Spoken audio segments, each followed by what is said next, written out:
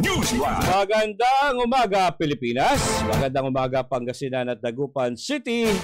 Ngayon ay araw ng Lunes, ika-25 na Setyembre taong 2023. At ako po inyong tagapagbalita sa Sunshine News Blast Morning Edition. Ito po si Kapartner J. Miguel Mendoza. At sa unang detalye ng ating mga balitang lokal. Sunshine News Scheduled COMELEC at unscheduled checkpoint tuloy-tuloy pa. O para sa paparating na BSKE, ayon kay San Carlos COP Police Lieutenant Colonel Abaya. Ang detalye mula kay Kapartner Vic Taon. Kapartner Vic! Yes, good morning kapartner at sa lahat ng mga nakikinig. Tuloy-tuloy ang scheduled at unscheduled COMELEC checkpoint, visitation at patrolling sa syudad ng San Carlos, Pangasinan bilang paghahanda para sa paparating na barangay at sangguniang kabataang elections ngayong taon. Ito ang inihayag ni San Carlos Police Station Chief of Police, Police Lieutenant Colonel Jose Abaya sa panayam ng Sunshine Radio.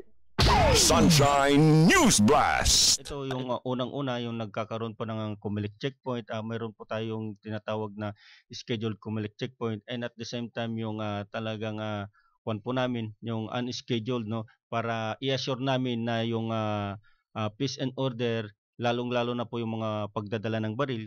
Alam naman po natin na gun ban po ngayon, ay ina-assure namin na ang area po ng San Carlos City ay magiging payapa at tahimik pagdating po ng itong BSKE. Then at the same time, yung patrolling po natin, visitation, yan po. And bukod pa rito, nagsasagawa rin ng threat assessment ang kapulisan sa mga BSKE aspirant. Ito ay upang matiyak na ligtas ang mga ito at mabigyan ng proteksyon. Sunshine News Blast. At the same time, yung pagkandak po ng threat assessment sa lahat po ng mga candidates po natin, mapabarangay man o itong sangguniang kabataan, ay aming kinakandak po ng threat assessment to assure na sila po ay safe, at kung mayroong mang threat ay aming mabibigyan ng karapat dapat na security kung talagang kinakailangan po. Police Lieutenant Colonel Abaya na palaging nakikita ang mga pulis sa mga matataong lugar, lalo na sa city proper. Nagkakaroon din ng random sita sa mga barangay upang masita ang mga nagbabalak na gumawa ng krimen sa kanilang mga barangay. Samantali, base sa kasaysayan ng San Carlos, walang nangyayaring mga takutan o awayan ng BSKE candidates sa syudad, ayon kay Police Lieutenant Colonel Abaya. Para sa Diyos at sa Pilipinas kong mahal, Bigtahod kapartner mo sa balita at television.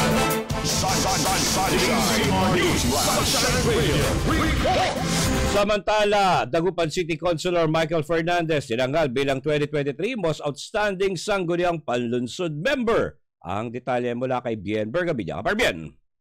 Tinanghal sa Dagupan City Minority Floor Leader Councilor Michael Fernandez bilang 2023 Outstanding Sangguniang Panlunsod Member. Ayon kay Mayor Belen Fernandez, ito ay base sa natanggap niyang liham mula sa opisina ni Department of the Interior and Local Government Provincial Director Virgilio Sison.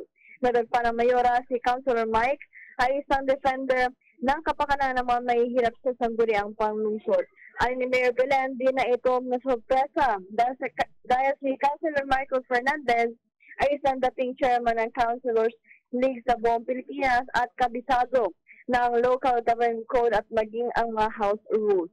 Saad pa ng Mayora, si Councilor Mike din ang nagtatanggol sa budget ng Dagupan sa sangguniang panlungsod na ibinabasura ng Majority 7. Sa Diyos Pilipinas Combate sa Bien Bergabilla, kapartner mo sa balita at service. At sa iba pang mga balita, higit 200 mag-aaral ng elementarya lumahok sa First Dance Sports Clinic sa bayan ng Malasiki, Pangasinan. Ang detalye mula kay kapartner Lerda Hernandez. Kapartner Lerda! Yes, kapartner, nilahukan ng mahigit 200 grade school pupils ang First Dance Sport Clinic na isinulong ng lokal na pamahalaan ng Malasiki sa pagkipag-ugnayan ng Departamento ng Edukasyon at Philippine Dance Sports Federation. Ginanap sa Malasiki Central Elementary School. September 23, 2023 na dinaluhan ni Mayor Noel Anthony M. Heslani. Sunshine News Blast. Kita ko nito na bakit why not have dance sport clinic kasi hindi nakaka-produce ang Malasiki at the same time mga ibang events dahil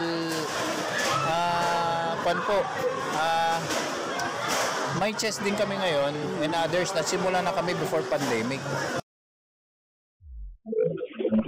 Nagpahayag naman ng pasasalamat si Ginang Rowena G. Dalisay, ang Teachers Club President na nasabing paaralan sa napakagandang programa at oportunidad para sa mga kabataan. Ito ay para maiwasan nila aniya ang paglalaro ng gadgets, kaya't hinikayat ni Dalisay ang iba pang mga kabataan na lumahok sa dance sports dahil tuloy-tuloy ang pagsasanay bawat Sabado ng hapon. Sunshine News Blast. Napakaganda po itong dance sport clinic. First dance sport clinic po ito ni Mayor Noel Heslani dito po sa municipality ng Malasiki.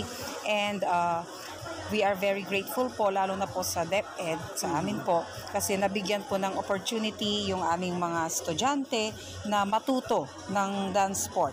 Since ito po ay isa sa mga ginagawa ng competition. Kasama na din po sa palarong pambansa. Napakaganda po itong dance sport clinic. First dance sport clinic. Basic steps muna ang ituturo sa mga learners. Tuloy-tuloy ang iba't ibang sports program para sa mga kabataan sa bayan ng Malasiki, gaya ng chess, volleyball, basketball, sepak takraw at iba pa. Layunin nito ay para maiwasan ng mga kabataan ang paggawa ng masasamang bisyo.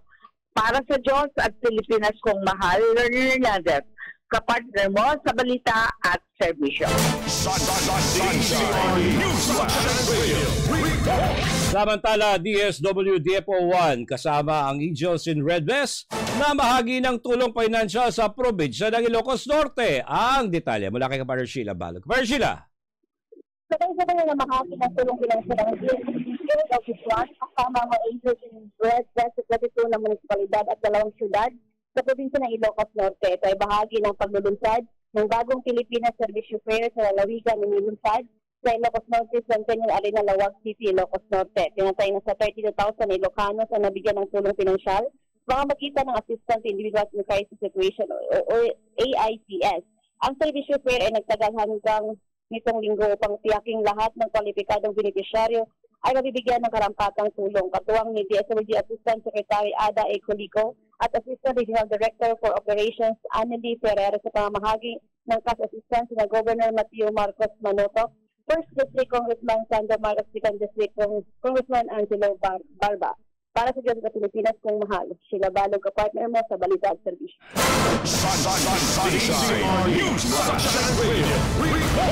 Dagdag pambalita, paglilinis sa katubigan ng 100 Island National Park isinagawa bilang bahagi ng Tourism Month Celebration 2023. Ang detalye mula kay Kapartner Bien Bergabilla. Kapartner Bien.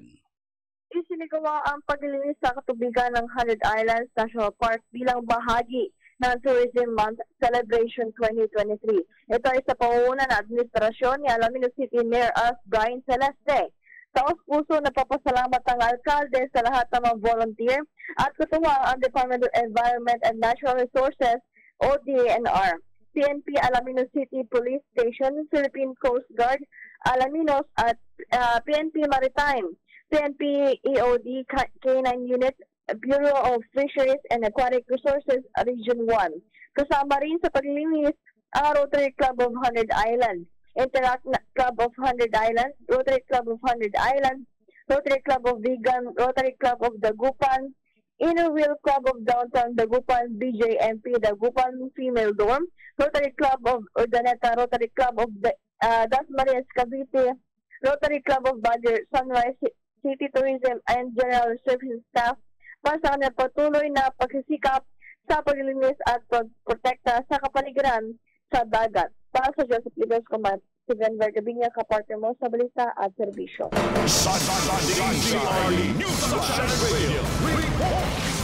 Samantala, DAR pinamahaging 165 individual e-titles sa kasagsagan ng bagong Pilipinas Servicio Fair launching sa Ilocos Norte. Ang detalye mula kay kapartner Big Town. Big.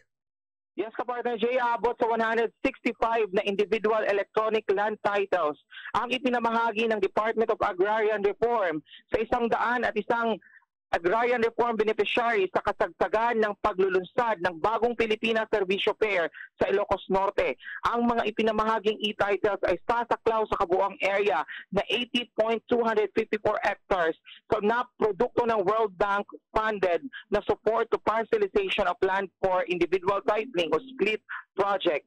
Layunin nito na mapaunlad ang land tenure security at ma-stabilize ang property rights ng ARBs. Ang seremonya ng pamamahagi ay pinangunahan ni Honorable Ferdinand Alexander Araneta Marcos at Honorable Matthew Manotoc, Governor ng Ilocos Norte. Dumalo naman sa aktibidad si Regional Director Maria Ana Francisco bilang representative ni DAR Secretary Conrado Estrella III. Maliban sa pamamahagi ng e-titles, kasama rin na ginawa ng DAR ang iba't ibang ahensya ng gobyerno ang pagbibigay ng serbisyo sa isinagawang bagong Filipino Servicio Fair sa Lawag City, Ilocos Norte. Nagbigay din ang DAR ng libreng legal advice hinggil sa agrarian legal matters at mga batas hinggil sa agrarian sa parehong ARBs at walk-in clients. Para sa Diyos at sa Pilipinas kong mahal, Bigtahod kapartner mo sa balita at serbisyo. At sa iba pang mga balita, Orbistondo Mayor Modesto Operaña nakipagpulong sa mga onion grower at namahagi pa ng onion seeds. Ang detalye mula kay kapartner Lerna Hernandez. Kapartner Lerna! Nakipagpulong sa Orbistondo Mayor Modesto Operaña sa mga onion growers ng munisipalidad at namahagi rin ng binhi ng sibuyas. Aabot sa 78 onion growers na magsasaka ng bayan ang napakalooban ng kabuang 130 cans ng onion seeds sa isang pagpupulong na inihanda ng Office of the Municipal Agriculturist sa panguna ni Ms. Julian C. Quilates, ang municipal agriculturist na ginanap sa Cafe Orbistondo. Personal itong dinaluhan ng alkalde upang magpaabot ng pagbati sa mga beneficiaryo at nag-iwan ng mensaheng pasasalamat sa DA para sa mga onion farmers. Ang programa ito ay bahagi ng pagtupad sa pangako ng Administrasyong Pasimbalo Orbistondo na pagtuunan ng pansin ang mga magsasaka ng bayan, katuwang ang Department of Agriculture. Kabilang dito ay ang dagliang tulong sa mga naapektuhan ng kalamidad at ang pagpapalawak sa pagsasaka ng sibuyas sa Orbistondo bilang bagong diversion ng pagkakakitaan maliban pa sa mais at palay. Para sa Diyos at Pilipinas kong mahal, Lerna Hernandez, kapartner mo sa balita at serbisyo. At para sa huling detalye ng ating balitang lokal, Department of Health siniguro ang tenure ng mga barangay health workers sa pag-uumpisa ng orientation sa updated BHW manual sa Ilocos Region. Ang detalye mula kay kapartner Sheila Balog. Kapartner Sheila. Inanunsyo ng Department of Health at DOH Ilocos Region Assistant Regional Director Rodolfo Antonio Albornoz ang Record Insurance ng Joint Memorandum Circular JMC ng DOH at Department of Interior and Local Government o DILG. Biniyak nito ang security of senior for barangay health workers pagbubukas ng rollout orientation ng BHW manual na ginanap sa Dagupan City, Pangasinan nitong September 19, 2023. Dagdag pa ni Albornoz, sinitiyak din ito ang job security at magagarantiyahan ito ang uninterrupted delivery ng essential primary care services kada barangay. Nakalinya ito sa commitment ng gobyerno para maabot ang universal health coverage dahil sa BHW sumatailalim sa tamang skills and development. Nagbibigay din ito ng voluntary basic health services na ibinibigay ng BHW na liban lamang kung unsatisfactory ang performance ay sa delivery ng local health care. Ang GMC 2023-001 ay nilagdaan ng DOH Secretary Teodoro Herbosa at DILG Secretary General Aparecion nitong nakaraang buwan. Para sa Diyos sa Pilipinas kong mahal, Sheila Balog, kapartner mo sa balita at serbisyo. Sunshine News Blast.